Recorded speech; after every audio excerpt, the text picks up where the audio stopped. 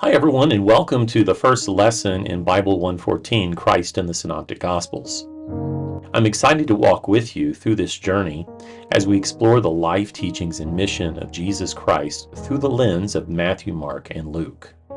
Let's start with a basic but important question. What do we mean by Synoptic Gospels? Now, the term Gospels refers to the first four books of the New Testament, Matthew, Mark, Luke, and John. But when we say Synoptic Gospels, we're talking specifically about Matthew, Mark, and Luke. Here's where the word synoptic helps us. It comes from the Greek word meaning seeing together or seeing with. So when we say Synoptic Gospels, we're referring to how these three books present the good news, the gospel, in a way that is remarkably similar. They often include the same stories, sometimes even using the same wording, and they follow a similar sequence of events. This is why scholars began using the term synoptic back in the late 18th century to describe them. So, simply put, the Synoptic Gospels are Matthew, Mark, and Luke, because they give us a common shared view of Jesus' life and ministry. It's like looking at three different camera angles, but they all are focused on the same scene. Okay, quick pop quiz. The term Synoptic Gospels refers to what? If you answered the idea of seeing accounts of the good news in the same way, then you've hit it right on the nose.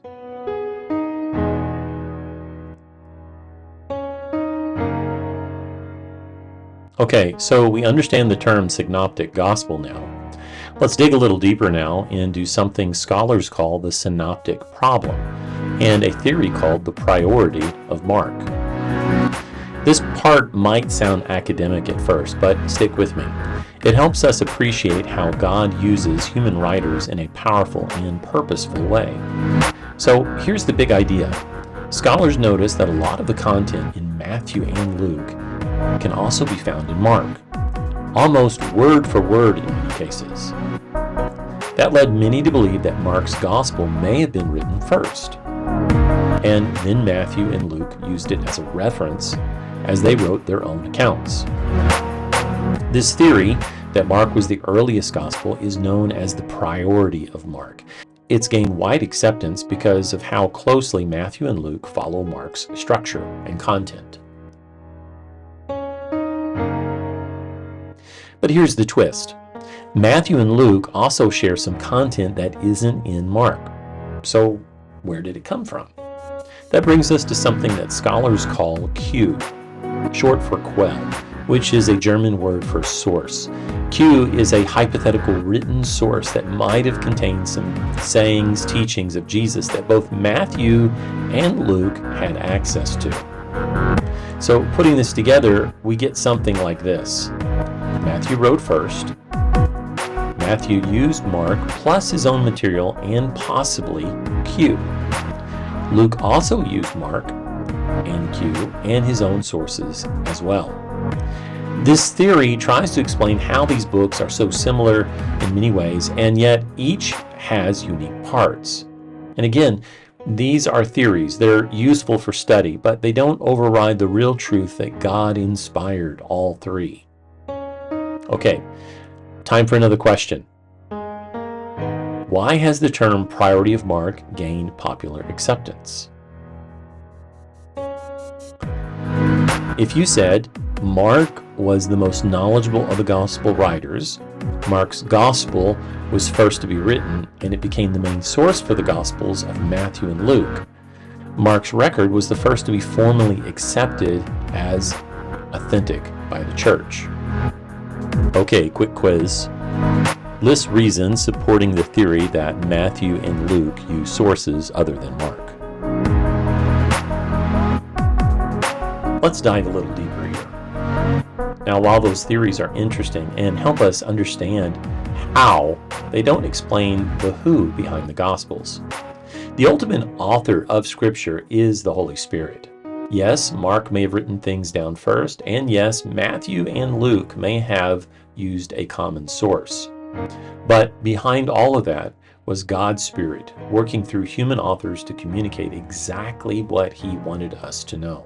2 Peter 1:21 reminds us, men spoke from God as they were carried along by the Holy Spirit. That's powerful.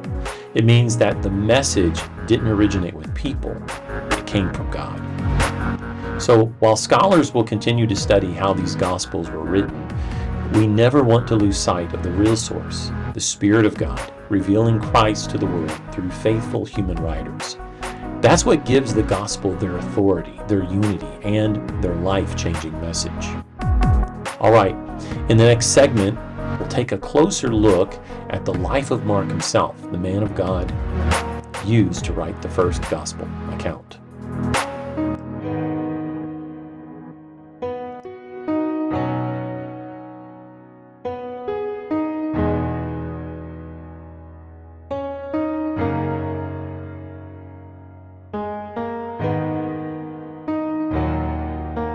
Now, let's get to know Mark, the man behind the gospel that many believe came first. Mark, or John Mark, is mentioned throughout the New Testament. Like many Hellenistic Jews at this time, he had two names. John was his Jewish name, and Mark was his Roman name. That's why in different parts of Scripture, you'll see him referenced as John Mark, or John, or just Mark.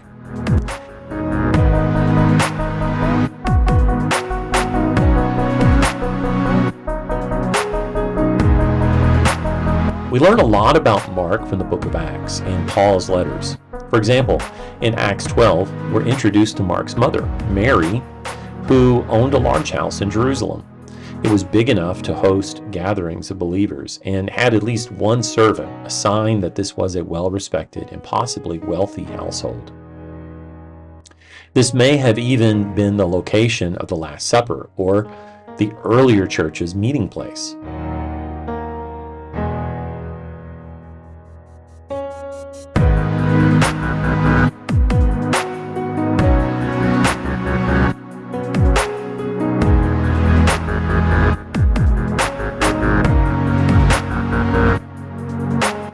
Mark was invited to join Barnabas and Paul on their missionary journey, partly because Barnabas was his cousin, and maybe also thanks for his family's support of the church.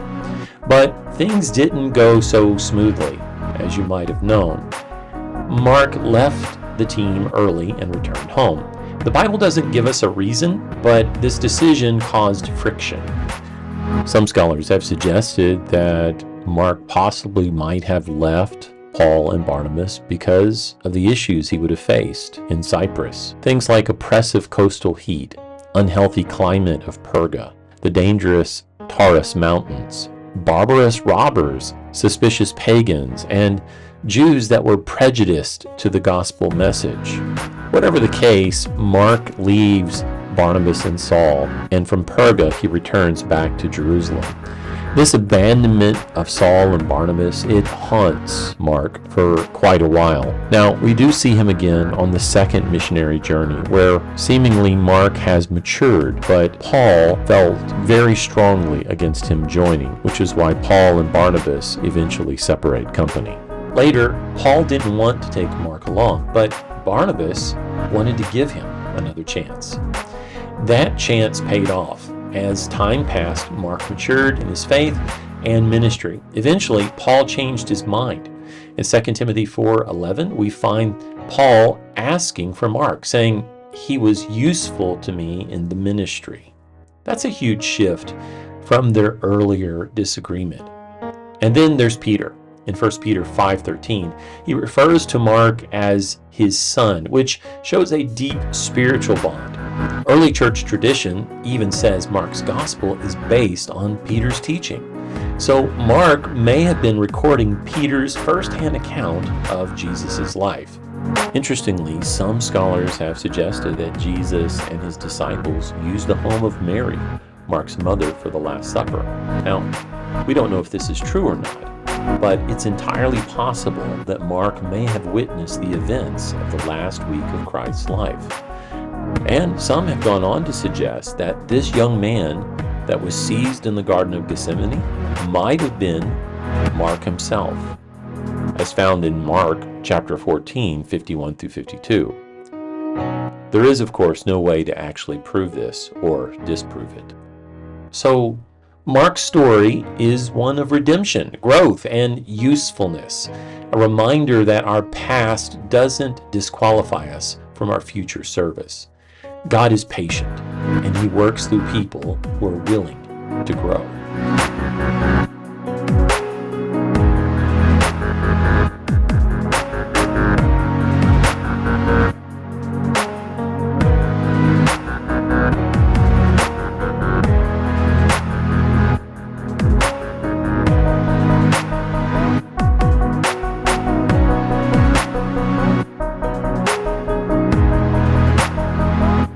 Let's shift the conversation for a moment and talk briefly why we believe Mark wrote the second gospel and what his purpose may have been. There's not much internal evidence, meaning the text itself doesn't say this was written by Mark, but early church leaders like Papias, a disciple of John, and Eusebius, a church historian, strongly attributed this gospel to Mark.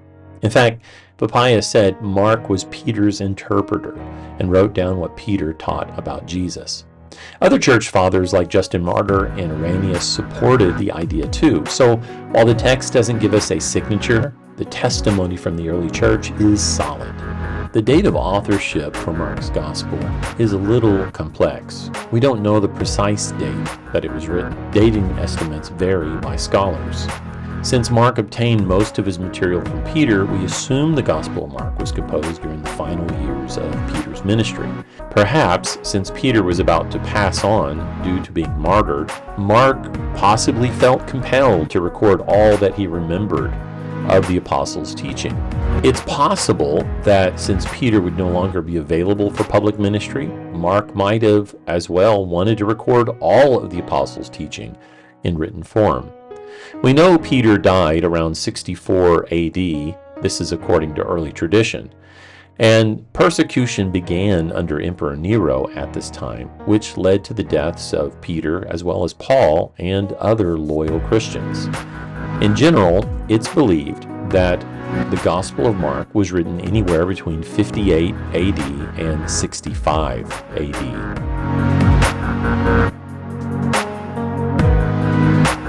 As for the purpose, Mark doesn't spell out in his gospel.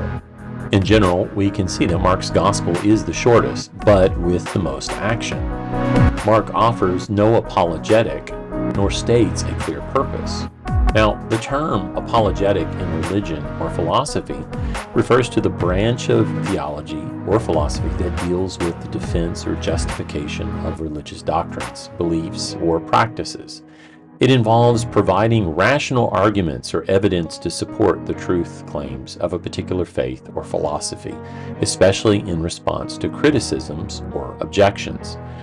The goal of apologetics is typically to convince others of the validity of one's beliefs, either for the purpose of strengthening the faith of the believer or persuading the non-believers to accept a particular worldview. Keeping that idea in mind, Mark offers no specific apologetic when he writes his gospel. So we have to look at the context clues. He was most likely writing in Rome to a Gentile audience, possibly shortly after Peter's death, around 64 AD. Mark's gospel is action-packed. It's the shortest, and he doesn't include a genealogy or lengthy teaching sections like Matthew does. Instead, Mark focuses on what Jesus did: miracles, healings, confrontations. He often uses phrases like immediately and at once. This fast-paced style would have connected well with Roman readers. So, while Mark never states a purpose directly, it seems clear.